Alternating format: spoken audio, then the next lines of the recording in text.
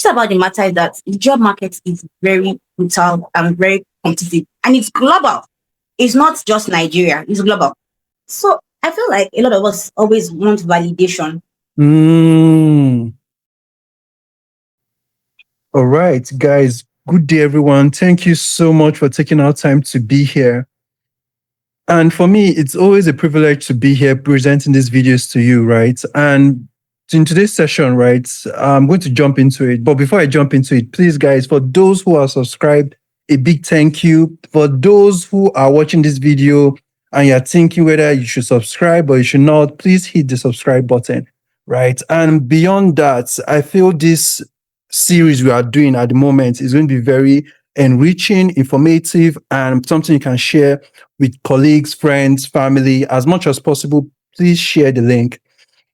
All right, so let's get into today's session, right? And in today's session, I've been getting a lot of questions and been saying that, Tolu, why is it that you are only bringing male into all the series you have done for the past 5 episodes? Don't you have any female you can bring on board? So as much as possible, I search within my network, and a friend kind of obliged me and said, okay, so no problem. It's you now. We can come on board and we can encourage you to get your channel started, right? So today's particular episode, we're bringing in a lady, and I've known this lady for quite a while, right? Looking back, I've known her for more than 10 years. How time flies, actually. Right. And for me, it's very interesting for her being on this show today. Right. I have seen her. We have had our own challenges. We have had our own setbacks. But every time I'm in the room with this person, there's always something to learn. Right. There's always something to bring out a book, take notes. Trust me, I don't know it all in this thing called tech. Right. I'm still learning. And I feel every time I rub my mind with people like this, they also sharpen me in when I'm going for the next interview, when I'm having a discussion with my team members, and the list goes on, right? So I may not bore you with so much stories on everything, right? But so the person I'm bringing, her name is Omolola. I have known her, just like I said, I've known her for more than 10 years. And in order for me to do justice to it, right, I'm going to pass the mic over to her from where she's coming from and where she is at the moment. And from there, we'll take the conversation further. So, Omolola, the floor is yours. All right. So I was like, when you're saying I've been known for 10 years, I'm like, hey, God, what's going on? And you now said Omolola, like, okay. But it's okay because I really get the mix up a lot, but that's fine. But it's Omolola and it's okay. So talking about my tech journey, Tolu has known me since Covenant University. I studied management information system. That time, tech had not yet blown in Nigeria, but it was just starting out. So when I graduated, I can remember like I was just looking for opportunities to apply tech. And there were not so many that time. That time I just do it. I first started working in an architectural firm where I was an administrative person. However, I was working on their website. So I was doing my HTML, CSS and all there. And I was using Dreamweaver then. It was easy. Those are one of the software I got from school. And then I moved on to corporate communications, Insanity PLC, an amazing place to work. Then I learned a lot about branding, communication, like how colors, how graphics should work, how you should just communicate a brand. But I wasn't doing much of tech then. And I guess that period of time was just a time of like, so I was just in my 20s. I used my 20s to my fullest. Like anything where if I can get knowledge, I'm there. So when I did corporate communications for a while, I think I just got bored or I just didn't see the direction. I didn't know what next for me. I just felt like, what am I really doing? And then I left there because I was already planning to do my master's in international business. And I really wanted to do international business. But before then, I just ventured into some fashion business. Before going for my master's in international business, I did that in University of Southfield. I was away from the country for about a year, almost 2 years. And that's because COVID extended it. It was a beautiful experience. I learned the hard way that international business is beyond, what do you call that thing? It's beyond buying and selling and exporting and importing. Like there are a lot of things that affect country dynamics and country trade. And I was like, okay, this is quite interesting. And So coming back to Nigeria, I thought about it. What do I want to do? Do I want to still do my fashion, or do I just want to extend? Because even when I was back, I had people that were like, "No, just come and work with me. Come and work with me." So I had people that wanted to work with me, and I worked in some companies. I'm like, okay, now what exactly do I want to do? Because as I said, I use my 280. I ensure that, you see, when people say some people can be 40 and be having midlife crisis, like, no, when I'm 40, I'm not going to have midlife crisis. I'm going to do everything so that when I start getting to 30, I can start making decisions like, okay, what do you really want to do now? We've explored everything, what do you want to do? Well, I didn't explore everything, but I explored a lot. And when I got my 30s, as at then, tech was already, tech has there. When I got to late 20s, tech has there booming. It seems stable. And I thought about that, okay, we did international business. That was one of my modules in uni when I did my management commission STEM degree. So I loved it then. And I was like, okay, so what is one thing that is international that Nigerians can, do well? And I realized that it still is our knowledge, is our tech skills. So I'm like, oh, hold up. If there are limitations in every other place, and I want to be someone that can relate to the international market, I can also still be as a personality internationally attractive. And then I thought about what do I have, and I was still tech. I wasn't ignorant in tech, and I had some foundation in design. I liked design, and that's how I said, okay. It took me a while because I had to make a decision.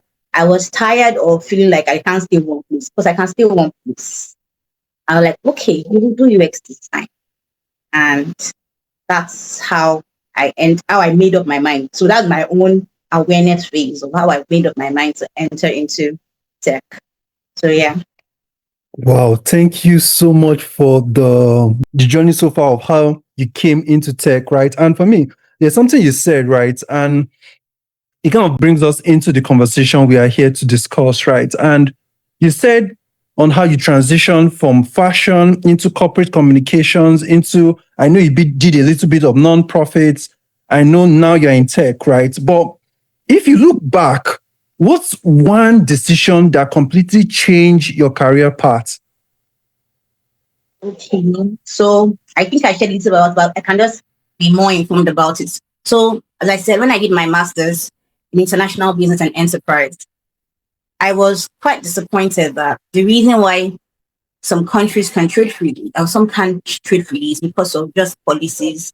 So the European Union kind of has this preference for Europe, and they have preference for some Asian markets, but they don't really have preference for Nigerian markets. And so I was in fashion before, and I thought about that. Let's be honest. If I want to be profitable and be globally competitive in fashion, I cannot, it doesn't make any sense to buy fabrics from China, then sell computed clothes out of Nigeria. Because what will happen is that from China or from Asia, they've already done their, what do you call it? They've already contributed their market cost to it. So it's expensive. And you come, you make it in Nigeria, which adds another market cost from, so you're importing into Nigeria, you do some market costs, you do the ready to wear. Then you want to export. The point of everything is that it is expensive to go that route. So there are people that are making it work. Yeah. And the wise people in the industry, they are beginning to understand that they actually just do like, what do you call it? Is it drop shipping? Yeah. From Asian to wherever it's going to be. So there are people that are making it work. Well, I just realized because my own passion was like, how do we actually make the Nigerian economy? And when I saw that, oh, these are so many limitations. So I just said, okay, that what is it that I can do from where I am that will make me globally attract? So even when I said I was going to do UX design, it was a very difficult decision to make because I'm like, I want to be stable in something. I want to be good at something. It's like, I think I entered my own funny crisis moment because I was like, okay, look at your age. How many companies are going to be looking at your age? And you're like, we'll collect you with the limited. So that period of time, I just had to like make up my mind that, okay, I'm going to be attractive at whatever I do. And whether or not anybody's approving. So you spoke about non-profit. So where the non-profit came in, and it's still something I carry in my heart, is that, okay, finished my UX course and I was applying for jobs, and I got an interview. Fantastic company. But they asked me a question. They asked me, where's your life project? And I had nothing to show. Wow. So then and there, I had to look back and say, wait, I have no life project to show. Everybody wants an evidence. So how do I go about this? So I knew that I could design then, but I didn't think I had the capacity or the time, because I need to start making money. I didn't think I had the capacity to build a website or by myself in time. So this allowed me to be all around. I thought about that. Wait, there are many people that are looking for this type of opportunities with me. Many people are looking for opportunities to build a portfolio, to build a life project. I can partner with them, and I can go to businesses that are trying to, like, imagine a business like, I just want to have a portfolio website so that I can, attract, people outside my space. Yeah. And that's where the non-profit. So this non-profit was just an idea that sprung up in my heart. And I went on, what do you call it? I went on LinkedIn. Thank God that LinkedIn now, because as at 2014, LinkedIn did not allow you to post jobs for free. You have to pay a huge amount, but now it's allowed. So I went on LinkedIn. I was like, do you know what? Just volunteer project and this and that. I put out the vacancies and I got a lot of turnout. Like people were looking for opportunities to practice their tech skills. And I was so impressed. I'm like, wow. So of course, I also build that, like, I want free website, or anybody that can build free website, please, why not? That kind of thing. So that's where the non-profits came from. So even the so-called non-profits still came from a place of trying to position myself to be internationally attractive. So that eureka moment really came when I just thought about that. I have to do something that's going to make me globally attractive. And that was how I got into the tech. And yes. Wow, thank you so much, right? And for me, when you're talking, there are different things that came into my mind, right? But I feel there'll be many people that'll be watching us right now, right? And they're feeling stuck. Maybe they're trying to get into tech and all that, and they're thinking, okay, I know you're coming from the fashion space. I know you're coming from corporate comms. I know you have a bit of, you just like rightly said, you did a little bit of non-profit, right? But how did you first break into tech? Is it based on your interest? Is it based on what exactly? So breaking into tech. So I feel like a lot of us always want validation. And we need to overcome that. It's good to an extent, but the truth about the matter is that we need to be able to stand alone. When I said I was going to do a non-profit to provide free websites for businesses in exchange for people to be able to have, like, live projects. Yeah. I didn't have anybody to validate me. It's just like, it's an idea. So people are feeling probably stuck because they're always like, oh, I want to make money now. And I understand. It can be a situation that I've been learning. Maybe I graduated in 2025 or 2023. I went to learn a course and I need to make money. It's about the matter is that the job market is very brutal and very competitive, and it's global. It's not just Nigeria, it's global. So if you have nothing to show in terms of, okay, say you can do something, who can even testify that, oh, you should this person did and the person did it well? If you have nothing to show, you are literally already at a back seat. You're already going to be suffering from lack of the so-called validation. So to me, how I broke in after being confused or after traveling many years is I started by doing free services. And I pulled a team with me. The truth about the matter is that I'm not going to say everything was perfect and successful. A lot of people dropped off, which is understandable. A lot of people, because it's free, some people are not even available and we just half. But you see, God is so faithful, because that period of time when people were just doing anyhow, I had one person, well, the other people, but one particular person, this person was so solid. The person was a designer, the person was a developer. So when even people were dropping off, the person was trying his best to finish projects. And I was like, thank you. And why I said that, and to me, there's a spiritual side of these things, and I'm not trying to be spiritual. Because there was a heart to give. As I started announcing free work, people started contacting me that, wait, you do website now. I'll pay you. How much are you going to offer? Wow. Literally. And I was like, wait, hold up. time I'll be sending Upwork. Okay, I know I went on Upwork for a while. I got a gig from Upwork. I got a gig from WhatsApp, like just random. Yeah. And I'll be sending Upwork every time, wasting my time. But just because of, oh, I'm doing something for free, but this is what I've done so far. Just small things. It's true, you do website now. You might help me. It's true, I referred it to somebody, and I don't know any of these people. And they were just so winning. And I'm like, wait, hold up. Like I said, that to me, there's a spiritual side of these things. Yeah. So that's how I broke in. And that means I didn't have a validation of, oh, I've worked 10 years in one company. No. It was from just that, oh, I'm doing something smooth. I'm trying. Oh, I'm stuck here, but this is what we've done so far. Look at what I've done. And look at this website I've done. And from there, I started getting just small gigs. They're not big that time. Just small gigs. And because I had one solid person with me, that person, he ensured that he finished the job. Wow. So I'm sorry, this might be a little bit long.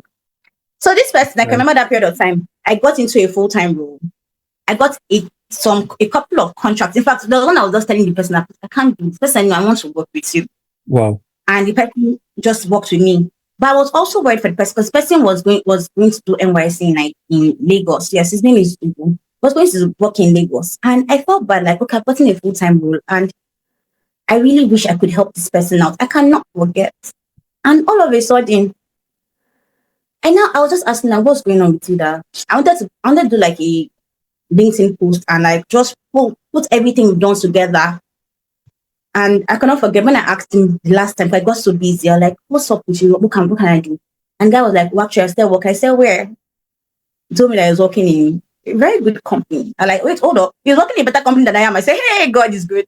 So that's why I said that to me, it's like a seed. Like once you are just reading, aside from the fact that, oh, you have that portfolio of what, to me, there's also like, to me, a spiritual side of things that when you are reading, something just opens up. I don't know how to explain it. I'm not going to over spiritualize it, but that is actually, to me, if you want to break in, you might have to do something difficult, sacrifice something, but it just opens things I don't understand.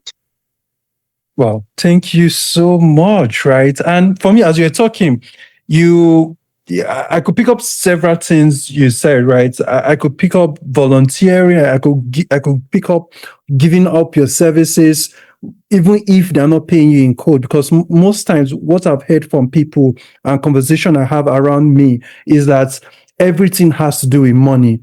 But not knowing that sometimes people just want to see how fast you can solve certain problems. So in the process of you just being available to solve those problems, you have automatically created like a gateway for you to enter into the tech industry and the tech space, right?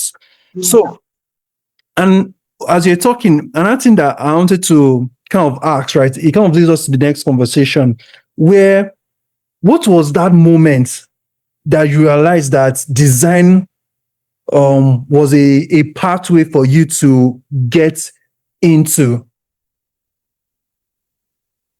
Okay, so as I had some experience in public communications. I did some graphic designing.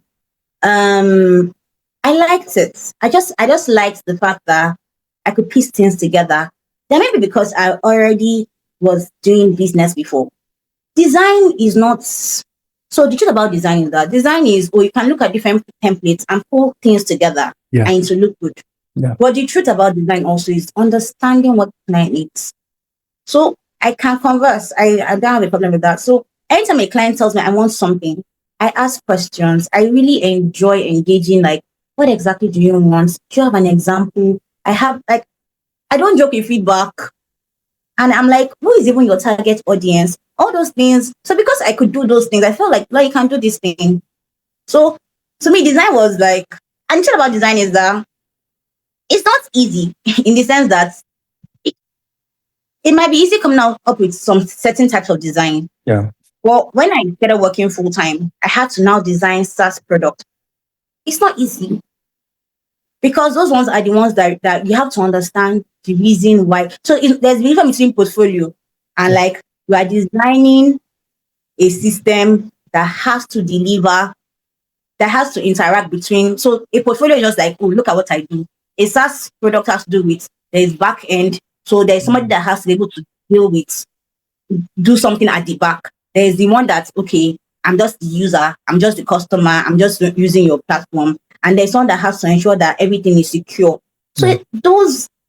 that wasn't easy.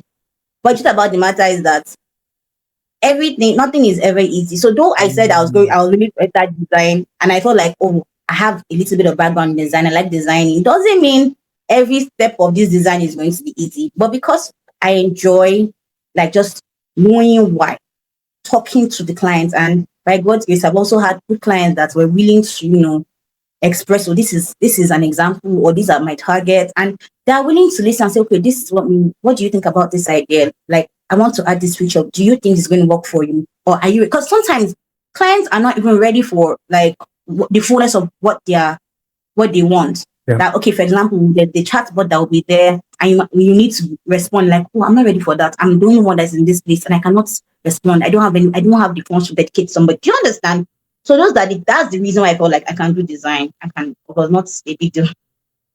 Well, and for me, I'm going to lynch into what you just said, right? And I feel this is very important because at different points in time, you kept mentioning you had to put in the work. It wasn't easy in quote. And I feel so many times we are trying to enter different career paths because we're looking for the easy way out, right? Whatever brings us closer to our goal, but we want it to go through the easy way, right? But have you ever gotten to a moment where you doubted yourself when moving from one industry to the other? And how did you overcome that? There is no easy way out. So currently, I'm not even. I know I design, but currently, I'm more of a product developer now.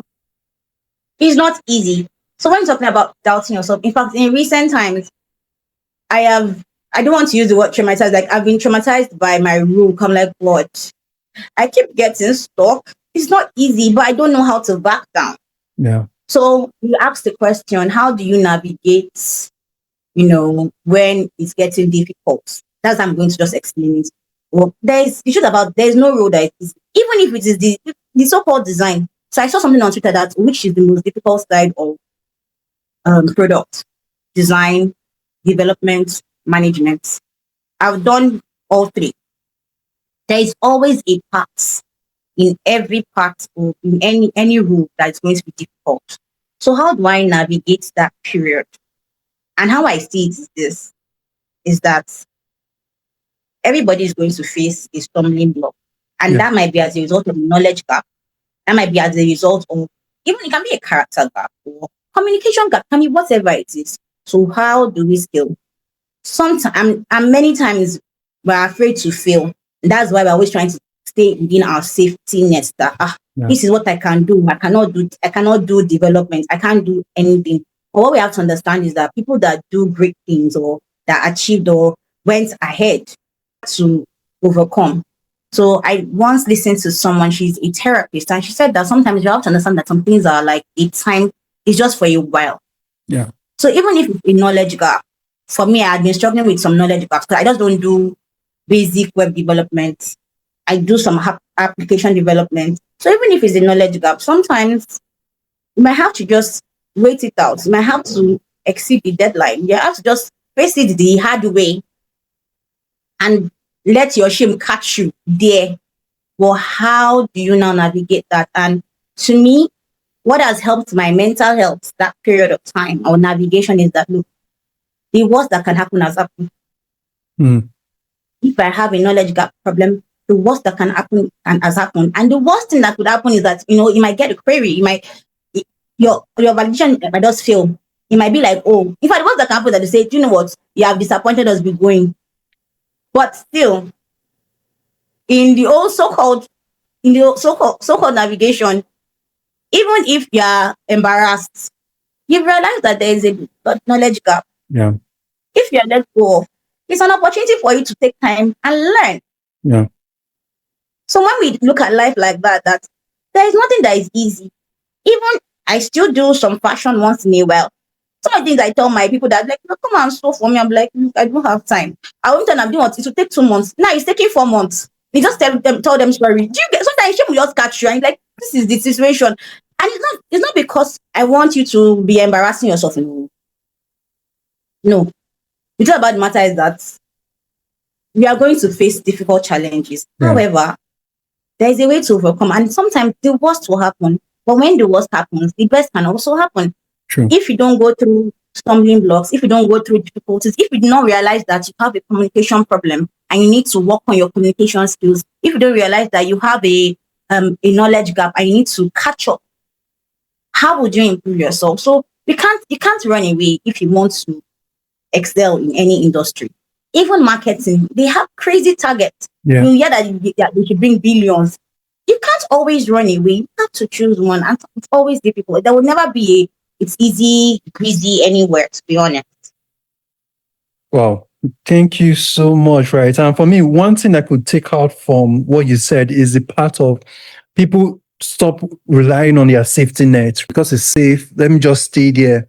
But safety is not where growth happens, right? And sometimes we are always taught that, okay, we want to grow, but we're not intentional about our growth, right? And it kind of, there's a question I always like asking people that are always coming on board, right? And it's a question that for someone starting today, right, with no tech background, what's one practical step the person can take to get into tech? There are many ways. There are many free resources. There is YouTube. So it don't, as I said, many of us want validation. Yeah. My UX design, I got it through Coursera. Now I had assistance, I had financial help. I would forever be grateful for every single person that has believed in me. Beyond family, I would be grateful. But even if I don't have Coursera, there is YouTube. Once you can get a working laptop, once you can figure out electricity and data. So for example, one of the programs I did, there are a lot of free programs in Nigeria. Like to me, Nigeria is one place that, well, other countries too have it, but Nigeria is one place that there's always a free program. Yeah. So I saw, okay, for example, ALX, because I did ALX AI program, AI essential programs, and I'm within the age range, and they have a hub not too far from my house. I got access to internet and lights. That is all you need. So there are opportunities everywhere. Recently, I was looking at how to get free certifications, and I stumbled onto I forgot, is it NIT DPA.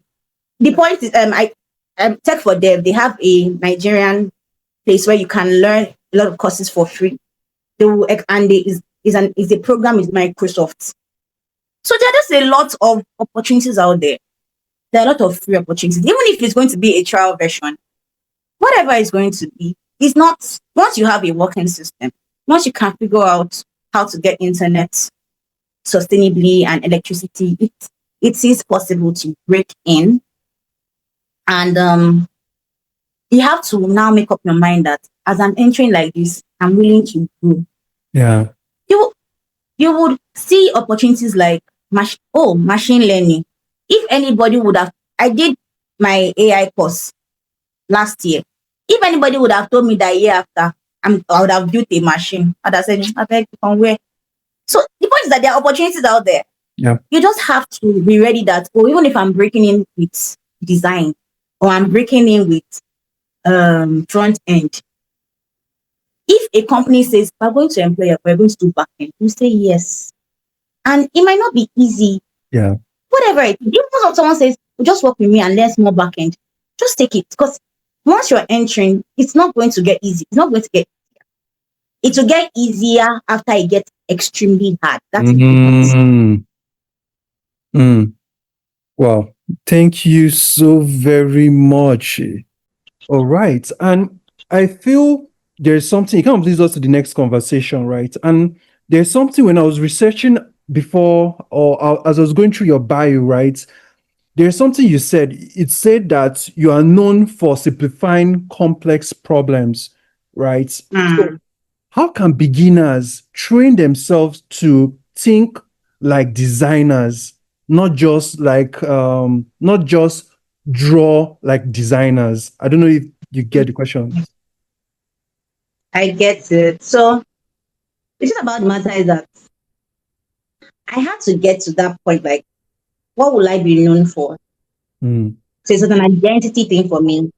So yes, thinking like a designer is different from drawing like a designer. Some designers are amazing, Yeah. but you can look at it like, this person did not put full thought into this. So it's a thing of knowledge. The need for design is different wherever it is. Yeah. So if a client is saying that I want things to hang from the ceiling, and you're a designer, I can make it hang from a ceiling. However, you're catering to someone that is disabled. Mm. Do you understand what I'm trying to say? Yeah. It's just being able to interpret the dreams of the user and the target. And that's where even product management comes in. A very good designer would work well with a good product manager. Because when the product manager is, and be thinking, oh, we have to deal with all the deliverables, and I have to ensure that my clients are happy and the company is happy. You will see, yeah, you're right. That so even as we are designing this thing, you might think that this is too much. This design is too much. We are trying to do for the user. What this is how it's going to impact the client at the end of the day. So do you understand what I'm trying to say? So it is beyond just designing. It's really about meeting a need. Are Yeah. you meeting? And if you know how to design that is going to meet the need, win-win need. So that's why I love copywriters. I did corporate communications. I was in such a corporate sector that I didn't have the capacity to do play of words. I love when copywriters know how to just use a word that catches everybody, and Mm. everybody is like, "Oh my god!" So it's just there is just an identity about it. So it was my identity to say I simplify complex problems, and that's because I was working with clients a lot beyond just designing, and that's why I was able to put it like that for myself. Other people might find a different identity that is going to work well for them. Yeah. They can say, I know how to beautify a basic, and it might be their thing, and they meet their target audience and their target markets like that. So yes, just an identity thing for me. Well, thank you so much, right? And as you're talking, one thing that kind of comes to my mind is the part that, to be honest, there'll always be people that are good designers in code. They know how to draw, but when they now call them, when they now come into the design space, I'm sure they'll be struggling, right? But I feel that's another conversation for another time, right? But what's one underrated skills, right? Or let me put it in another way, right? What's underrated skills has helped you the most that people ignore? I think it's communication. Mm. I think it's communication because communication is not just you know how to talk or you Yeah. understand what you're hearing. Yeah. It's actually hearing what is not said. Mm. It's actually seeing what is not seen. Mm. So to me, as a designer, if you know you're a designer, so sometimes, especially when you are in the corporate organization and you're just trying to what do you want? Let's do it fast, fast. Yeah. You have to you really have to have your identity and just stay true to yourself and go, okay, even I can do this thing fast, fast. However, if you stay true to yourself and communicate, like this is what you say you want. Is this what you really want? So that's why I said it that a very good product designer would work very good with a good product manager. Yeah. So I think it's communication. Because as I said, it's not just what is being said, it is what is not said. So for me, anytime when I work with clients, especially my personal clients, anytime we're talking about websites, I literally tell them, give me 3 websites you like. Within your industry, outside your industry, why do you like them? You're trying to interpret their dreams. Why do you like them? What is it? So, and many times you might even realize that they don't really know what they want. So Mm. you are helping them to know what they want. So that's why communication is very important. And it's beyond saying I said A, you said B. No. It's about just understanding. So that's how I'm going to that's to me it's just communication. Yeah. And I'm going to hold on that communication you just said, right? Because if you had to pick between design tools like Figma, Photoshop, and the list goes on, Mhm. right? And your software skills like empathy, communication, which one actually matters more to break in to your space? Ah, this is a difficult question. So it will shock you that it might be the soft skills because Mm, it is, as I said, it is from I'm doing a small project or see what I've done so far. I start getting paid jobs. yeah, I start yeah, getting recommendations. yeah, So there, I was communicating something right. yeah. So that is that. But of course, you cannot just say talk. You have to talk and do. Mm, So you have to talk and do. So yeah. sometimes now me, as much as I said I can talk to everybody, I don't like talking a lot. Like in fact, I've spoken so much today. I don't like talking so much, and that's the reason why portfolios are a big deal for me. Yeah. So, for example, I can remember even when I was like when I started applying into jobs, like yeah, let's do full time. I think you're not ready. I started a YouTube channel. It's not consistent now, but I started a YouTube channel, and the point of that YouTube channel was that when I'm applying for jobs, when they are trying to say, do you know what, who can do this job? They can look at my and say, wait, this person seems to know what she's talking about. Mm, So that I said communication. So you can present yourself to be very like, okay, attractive. This person has caught my attention.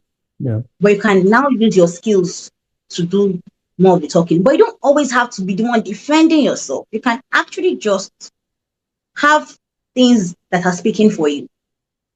So that's why I think it's a balance of both. True. Always upskill and know how to make sure that your soft skills are top notch. And Yeah. for soft skills, it's for a forever learning journey Yeah. because people are different. You may have a fantastic supervisor that just knows that sorry does gel together. I used to have one supervisor. Someone said, I remember when I left the company, someone said, like this one is different. Like he noticed that for two of us, we don't have to talk too much. You don't look at me, I look at him, I know what to do. Yeah. Wow. And sometimes you might have someone that you have to talk 1,000 times. You said this. Is this what you mean? So that means the soft skills is I need to develop another soft skills Mm, and that set of soft skills. So you see that it's really so nobody can say I've gotten soft skills 100%. Nobody can because for every situation there will always be a need to develop a new set of skills. So for art skills, yes, there's always a good there. But to me, I feel like to enter in your soft skills. So that thing that people always say is connection. That connection is just soft skills. Some people say it's not because of connection the person got a job.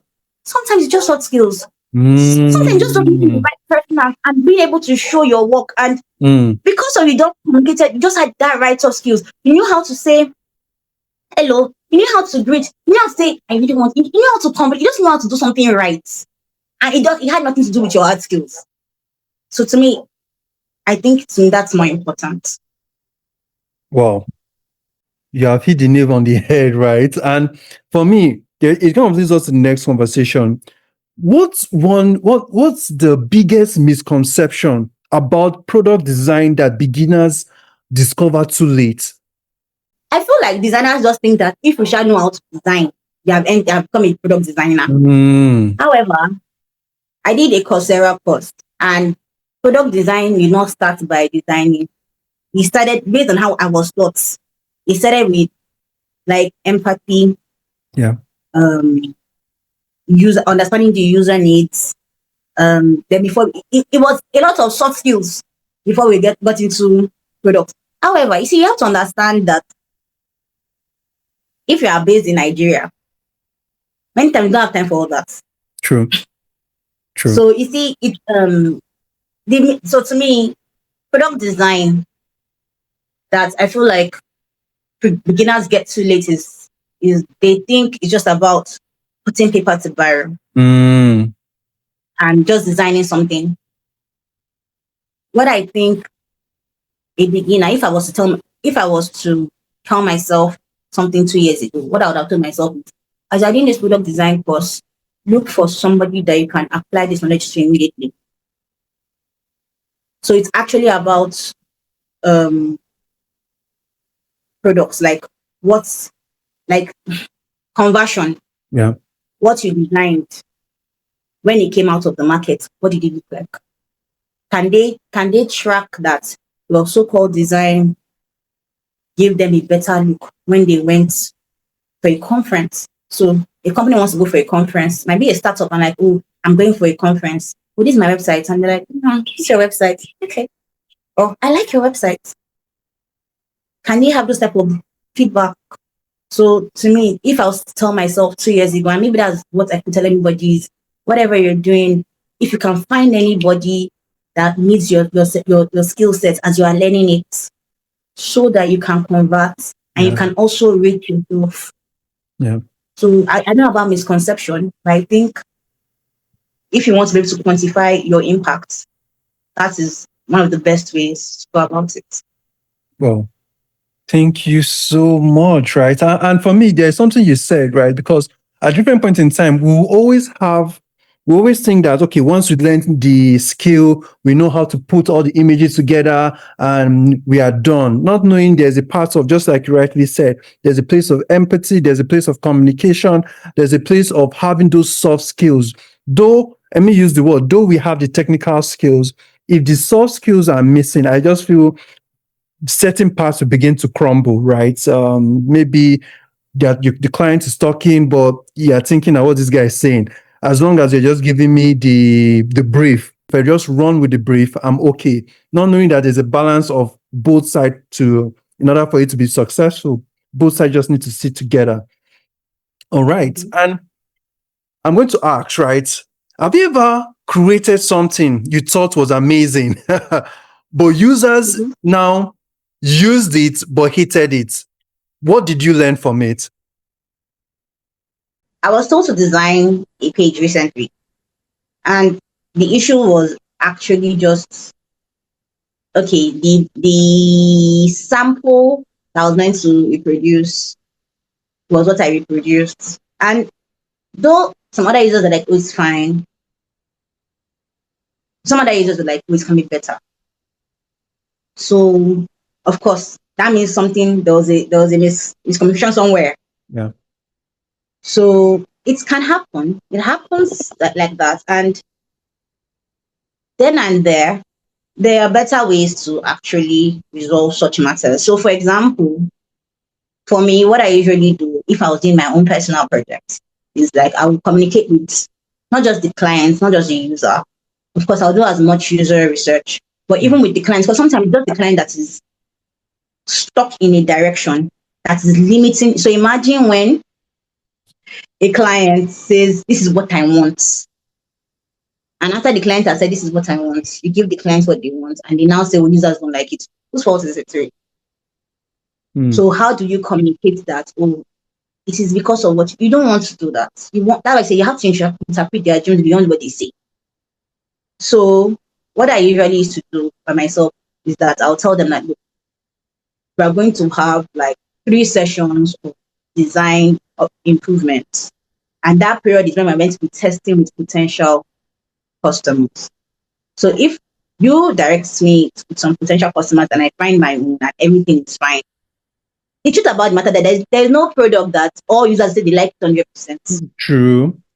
Even WhatsApp. Okay, let me don't mention products, but there are some certain products. Sorry, WhatsApp you're hearing is not for you, but there are certain products people are so-called calling amazing. But if you give it another set of users, they're saying, what kind of rubbish is this, right? So I feel you can never, everybody can't be your client also. Yes. Everybody cannot be your user that no if you get 100% or more, whatever you did. So when we see things from that point of view, it's okay. It's a room for improvement. And that's even the point of UX design. You can never have a final project.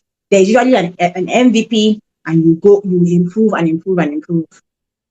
Client needs may change over the year, and you have to improve your product to meet it. So it's fine. It's not a do or die affair, but yes, that feedback is always in fact, for them that are even giving feedback, you are a very lucky person. Yeah. Yeah. Yeah. And for me, when you said that, right, is because I've realized that some people withhold feedback from you. And every time a user withhold feedback from you, just know you are not going to grow so much. Because it's that Yes. feedback that keeps you growing and growing and growing. Then you collect this feedback, your product begins to develop and it gets better and better over time. Right. And Yeah. I feel it kind of leads us to there's a segment we kind of spice it up a little bit, right? It's but we'll take a pause here and it's just a quick session we're going to have, and it's sometimes it's just there's no right or wrong answer to it, right? But what's one design tool you can't live without? Figma. I can't do without Figma. Figma is amazing. Maybe because it's free. Like they have a lot of Mm, free resources. They have a yeah. lot of free references. So it's Figma for me. Hmm. Okay, let's go to the next one. When designing, coffee or tea? Um, so if I say none, don't be offended No, because it's I don't fine. take No, coffee. so there's someone that said he actually takes water actually. Ah, that's good though. If I take water, it's lemon infused water. I don't take Mhm. coffee. And when I really feel like taking something that I like is tea. And my tea takes a whole lot of it takes a village. So water infused, lemon infused water if I really need. Yeah. But yeah, not coffee. I don't take coffee. Okay. Let's move to the next one, right? The first app you check in the morning is what? Either my Bible app or Twitter. Okay. And your biggest productivity hack you swear by? Um, hmm, sleep well. Sleep well. When you need to sleep, sleep. If you Mm, have the opportunity to take a 30 minutes power nap in the afternoon, take it. mm. Wow. Thank you so much, right? And for me, what do you think between book, podcast, YouTube channel, which one should designers consume the most? I think YouTube, because YouTube, I'm seeing what you're saying. Podcast, Yeah. you can talk. And Mm, you can talk. Book, I feel like book is for if you're really trying to gain knowledge that is beyond just design. But for me, it's YouTube. YouTube, you can see what they're talking about. wow. So, and I'm going to ask, right?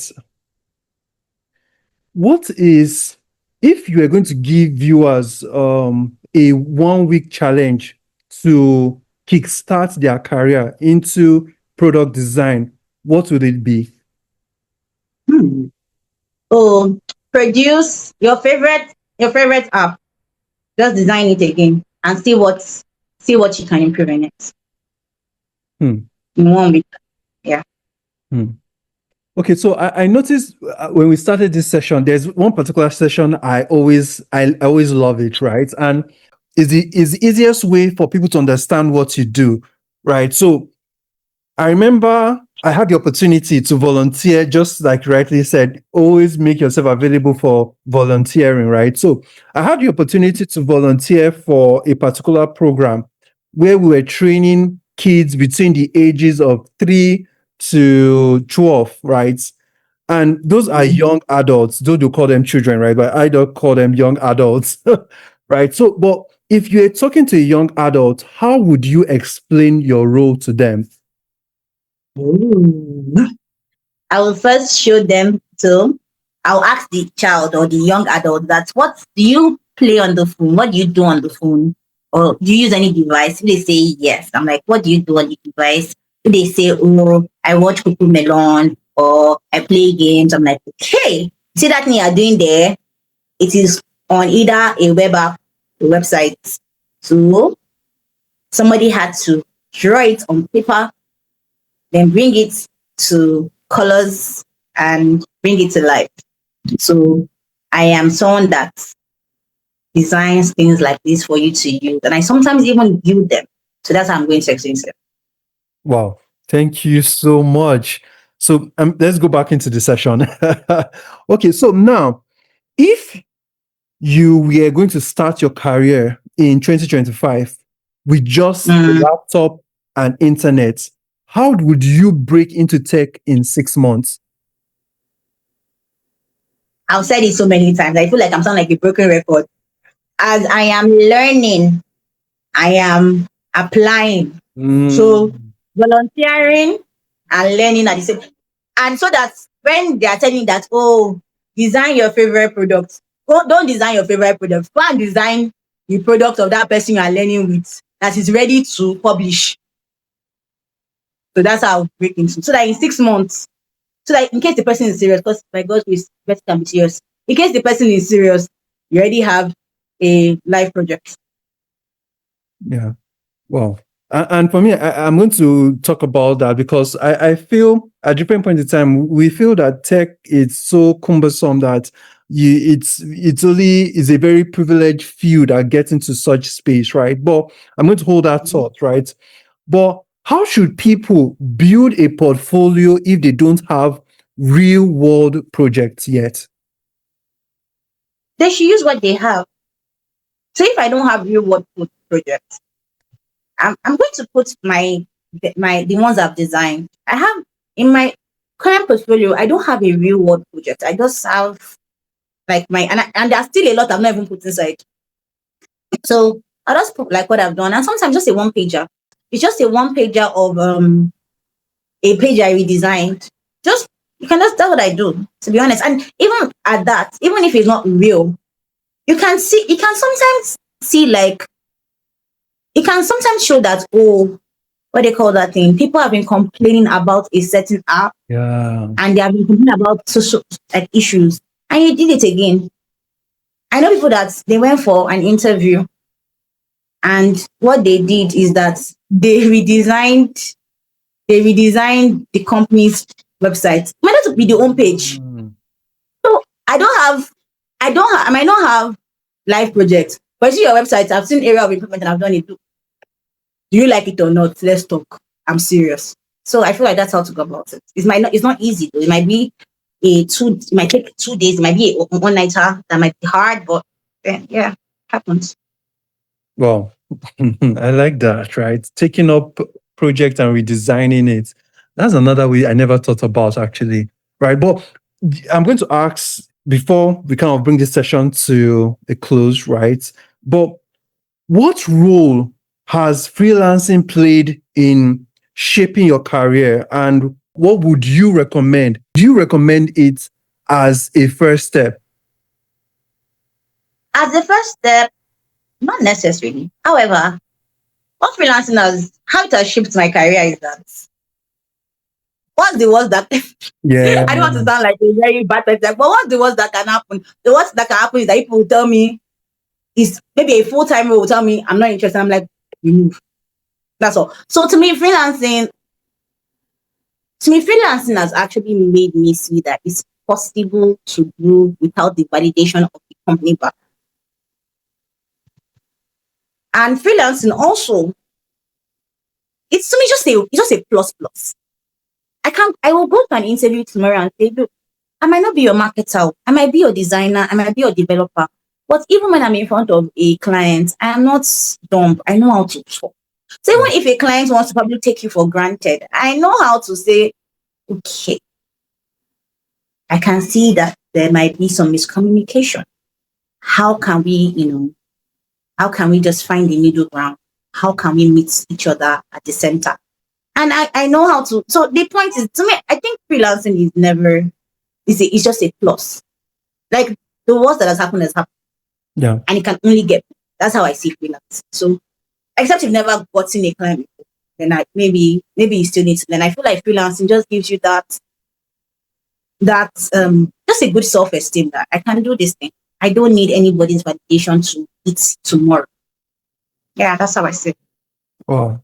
For me, there is something you said, and for me, I feel it's very important. This thing called validation, because at different points in time, we want to people to validate us that okay, we are good on this skill, we are good on this particular part, that this is our strength, and the list goes on, right? But I'm going to hold on for that validation part, right? But I feel no matter what, we should also learn to validate ourselves. That's another talk for Yeah. another day. But I just feel I need to throw that out, right? But as we're bringing this session to a close, right? What's one message you would give to someone who feels they are too late to enter tech? Hmm. Oh, it's just about the matter is that it's because of you are in this side of the world that you think you are too late. As long as you have experience anywhere, you can enter into tech. And your experience in that industry that you have can help you break into tech on a global scale. So, yes, in this side of the world, there always age is always a limit. I don't know why, to me, it's just ridiculous. But in other countries, age is not a limit. Once you know how to show yourself, once you know how to do your, in fact, today I still heard it in a message that your most productive years should be after 50 and 60. So Oh, nobody should feel like, yes, and nobody should feel like they're too late to enter into tech. It's just that because of our current environment. So I feel like you can enter into tech, but the thing is that when you're entering into tech, think about from a long game point of view, not just that I want to be a product designer. Okay, after product design, imagine if you're a senior product designer, what next? In which the role senior product designer, if you check, it doesn't really exist. So I've seen a lot of, because I follow a lot of people, a lot of, oh, I've been let go of, I was a senior product designer here, and I'm looking for another senior. No, even when I was going to product design, I saw that the career path goes into it become a decision maker in the organization. Because the truth about the matter is that once you start designing, you are literally designing you're helping to design a system. yeah. You're helping to design a decision making system for the organization to keep growing. So there's either going to management or you're going to technical teams, and that's where development goes. So the point, and it's just about, even in the so-called getting into technical spaces, you're still going to going into management. So if you have good experience and you're just breaking into tech through wherever it is, you have to put at the back of your mind that even that rule is just for a while, because again, there's going to be a promotion. You're going to have to go up a ladder. Yeah. And that going up a ladder is not going to depend on you doing technical things. It might just require you going back to the management. So that's my advice. It's not too late. You probably have experience elsewhere. It's not too late.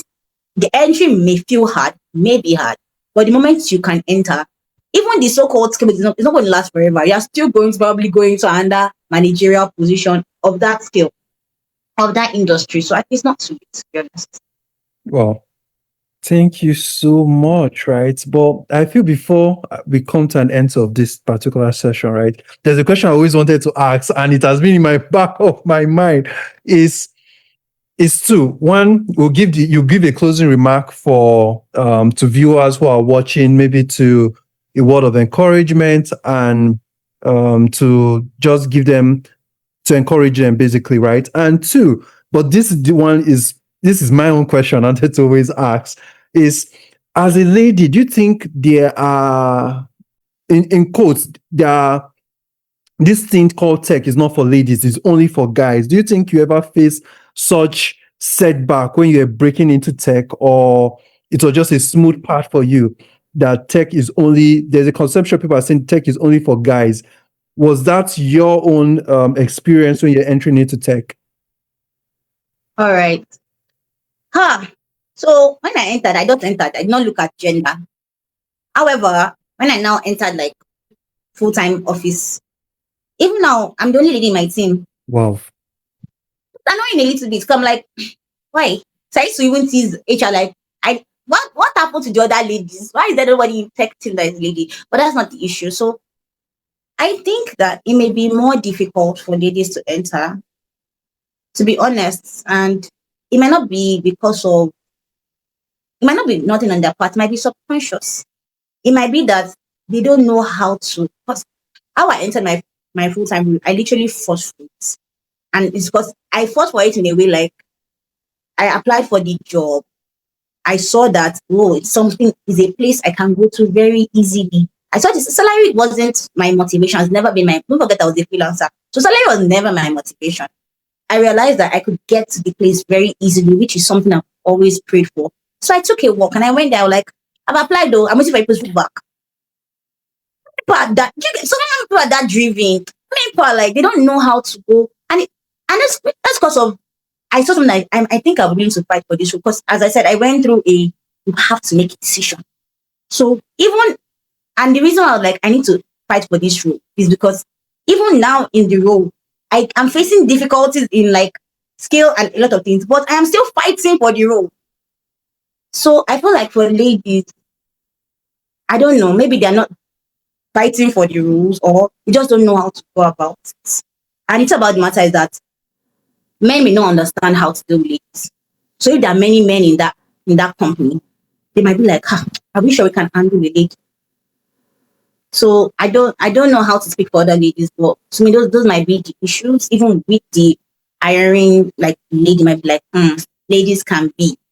So it's now for people that are inside like us to be able to show that may not be the best, but we have our advantages. That's how it is. All right. So it's just the B part of my question. What's the parting words you want to give our viewers as we bring this session to a close? So thank you for this opportunity. For the viewers, I feel like my parting word is that if you want to break into tech or if you're currently in tech, get ready to always learn. And if you have the opportunity, like Tolu, to document your learnings, either on LinkedIn, whether even on a YouTube, I have a YouTube channel that is not thriving, but it is there as my witness that I am working. I know what I'm doing. Whatever it is to show that you know what you're doing as your evidence, as your witness, put it out there because it may speak for you when you are not there to speak for yourself. Yeah. That's what I'm saying. Yeah. Wow, what an incredible session, to be honest, right? I have learned a lot, right? There's something I was going to say, and I'm going to say it. She didn't know I was going to say it, but I'm still going to say it. There's something she said practically, I think 5 or 7 years ago. She said she was setting her goals, and she said, Tolu, I am going to do my master's by so and so year. I was looking at her, I said, does she even know what she's saying? Then she now said that even if, yes, you, she said, even if I don't have the money, but this is my vision. And because this is my vision, this is going to happen. I was looking at her with so much that, wow, this lady has so much confidence, right? And I was going to remind her of this statement. That's why I'm saying it, right? Because there's a power of vision, and I'm still learning it from her. To be honest, I haven't fully understood it, but I'm still learning. And to be honest, guys, to everyone listening, please have a vision, right? Just like Lola has mentioned, please have a vision. No matter how scary the dream you have, the goal you have, just have a vision. When you have a vision, there's a way it kind of steers you up in that direction. I remember her saying one time like that she wants to enter into the fashion space. I was looking at her, I know your where you're coming from. Why fashion? Right? But no matter what, guys, to everyone listening, have a vision and it will just kind of steer you in that direction. Right? So, guys, please remember to subscribe and have an amazing time. Thank you. Thank you.